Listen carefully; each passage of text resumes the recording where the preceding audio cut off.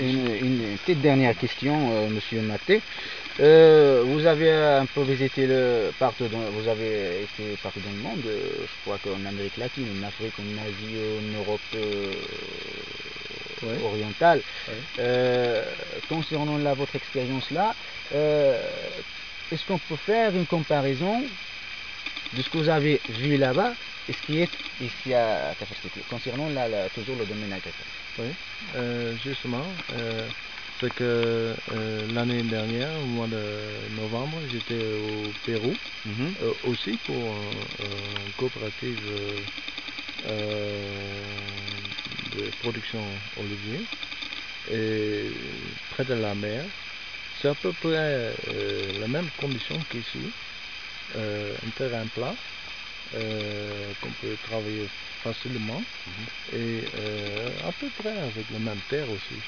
Et eux, les Péruviens, ils venaient de commencer à peu près 4000 hectares à côté de la mer. Et bon, je l'ai conseillé parce que le marché national était saturé et ils voudraient exporter. Donc j'ai donné l'assistance à le faire exporter les oliviers et les olives vers l'Europe. Bon, donc c'est pas là où on est nous par rapport aux autres pays que vous avez visités. Non, mais au point de vue technique, vous êtes très avancé. Et je ne sais pas qu'est-ce qu'on peut améliorer encore, parce que vous avez des serres en façon moderne, irrigation moderne, vous avez des pompes électriques modernes, et ça je ne vois pas comment on peut améliorer. Seulement, c'est sûr qu'il y a encore beaucoup à faire. J'ai vu des plantations, des grandes plantations d'oliviers avec des jeunes plantes. Et là, bon, on arrose avec des camions citernes. Donc là, il y a encore des pompes à installer. Vous voulez dire là qu'on peut améliorer le système d'irrigation concernant les grandes plantes. C'est parce que là, pour ne pas perdre de l'eau. Et le système de goutte à goutte, c'est une très bonne chose pour économiser l'eau. Et concernant la terre, là, au niveau technique, c'est pas le genre de plantation qu'on doit faire ici, c'est qu'une remarque que j'ai fait, c'est que les oliviers, plantation et production des oliviers, c'est une très bonne chose, mais en Europe, il y a d'autres pays concurrents, par exemple Espagne, Italie, Grèce, etc., la France aussi, qui produisent des olives. Et donc pour l'exportation, il faut voir le chemin pour exporter. Donc c'est pour cela que j'ai fait la recommandation de diversifier la culture.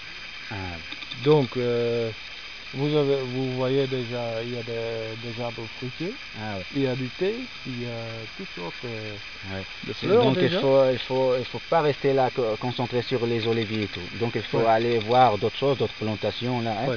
Pour éviter le risque, quand il y a le prix des olives au marché sont en baisse, on perd de l'argent. Donc si on a une autre culture qui est très rentable, par exemple des fleurs, des géraniums, vous voyez là-bas les géraniums, il y a d'autres fleurs. Tout est possible ici, parce que vous avez un bon climat, vous avez tout ce qu'il faut pour... C'est-à-dire il faut juste avoir le chemin pour aller exporter ce qu'on plante ici. C'est ça qu'on doit chercher. C'est pour cela que on a fait déjà des contacts avec l'ambassade néerlandaise, qui sont prêts à nous aider, et la coopérative bien sûr en particulier, de chercher une coopération entre Maroc et Hollande. Donc il y aura la possibilité de faire ça s'appelle en anglais joint venture. Mhm. Ça veut dire que il y a une entreprise hollandaise, en fleurs par exemple, qui viennent ici et voir la possibilité pour planter des fleurs Ah oui.